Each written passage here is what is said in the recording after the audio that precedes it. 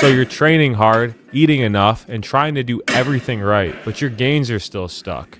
Why? Because the fitness industry is full of lies that waste your time and wreck your results.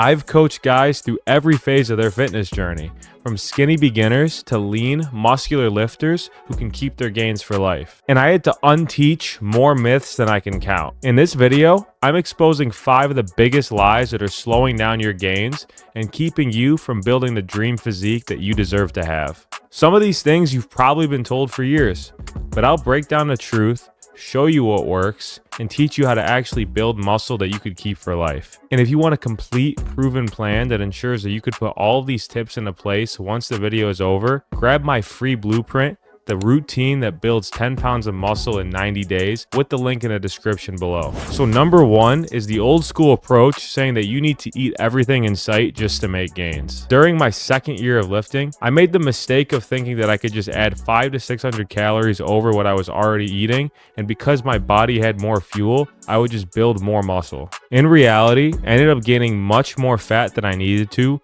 while still gaining the exact same amount of muscle. As a result, I had to spend the next few months dieting down just to get back to a healthy body fat percentage. The less time that you spend bulking, the less muscle that you're going to gain in the long term. Nobody actually needs a giant calorie surplus.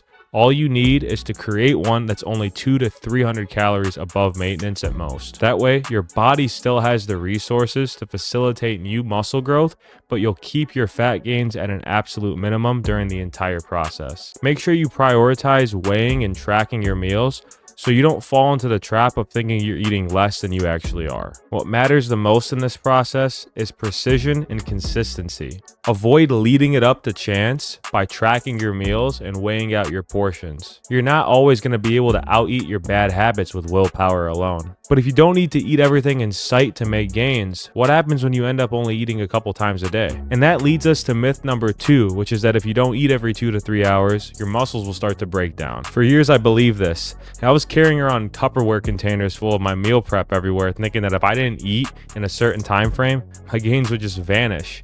Looking back, that was so stupid. In reality, there is no such thing as an anabolic window.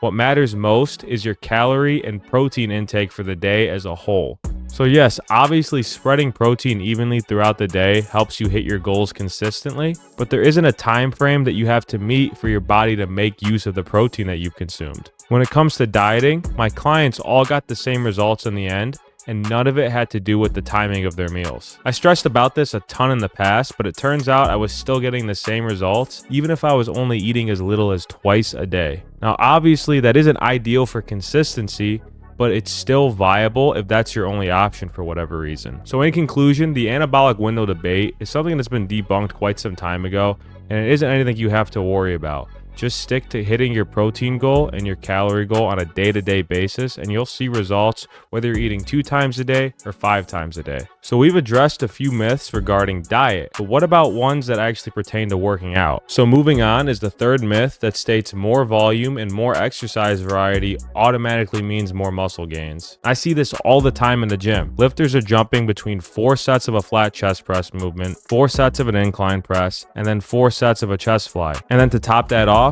they're doing that twice a week. You don't need 24 sets a week for chest, let alone any muscle. 8 to 10 sets per muscle group a week is the most that I would go. Because if you're training with sufficient intensity and coming back to the gym stronger every week, then you're already making gains without having to waste time and energy on additional sets that are adding nothing to your workouts. Each workout gives you a limited anabolic window where your body can use the stimulus you gave it to grow muscle. But once that window is maxed out, usually between 5 to 10 hard sets per muscle, your body stops responding. More sets don't automatically mean more growth. In some cases, too many sets can create excess fatigue, more stress on your joints, and way longer recovery time. So to sum all of that up, training for growth isn't just about doing more for the sake of it. It's about doing enough with real effort and then recovering properly so you can come back stronger each session. But if you're training enough, but now you aren't feeling as sore as you used to, does that mean your gains are going to decline? A lot of lifters assume that more soreness means a more effective workout. However, That just isn't the case. I remember when I first started out and training hard was new to me. I would get super sore after every single workout, especially after my first real leg day. I even had a hard time walking up a couple of flights of stairs for a few days. After a while, more so when you start training in that lower 5 to 8 rep range, your body just doesn't react the same way for certain movements. Now look, I'm not saying that feeling sore after a workout is suddenly some big red flag, but it shouldn't be what you base the success of your workouts off of. So not only do some muscles just naturally get more sore than others, and that varies from person to person, but it just isn't a driver for hypertrophy. Therefore, it doesn't factor into muscle growth in the big picture. I guarantee you, if you go crank out 5 sets of 30 reps of an overhead tricep extension, your arms will probably feel like balloons the next day. But let's be honest, that isn't an effective way to train in the long term. The key takeaway is that if you're coming back stronger,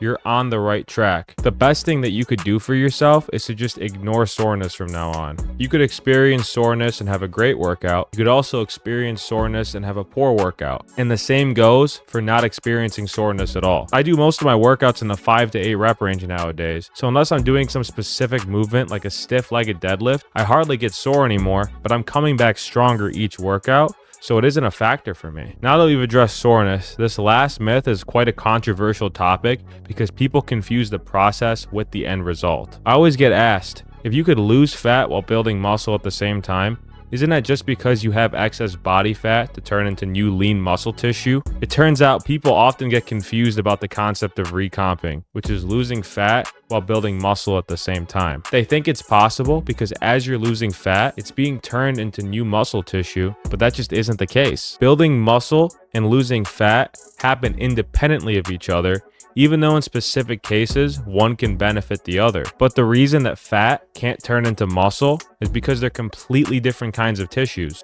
The reason why recomping is possible is because when you're a beginner in the gym, building muscle is a new stimulus, so it's less metabolically expensive to create. You're starting off further from your genetic potential. When you pair that with having a high body fat percentage, your body has more overall energy stored to be used as fuel during a calorie deficit. This can support the muscle building process even without having to consume surplus calories. So there you have it. These were 5 of the most common fitness myths that I've just debunked for you. So if you're tired of getting misled and want a simple, science-based system proven to help you gain muscle without wasting time or effort, be sure to download my free muscle building routine below. It gives you the exact steps that I've used with my clients to help you gain your first 10 pounds of muscle within 90 days. And be sure to like, comment, and subscribe for more Muscle Truth advice. I'll catch you guys on the next one.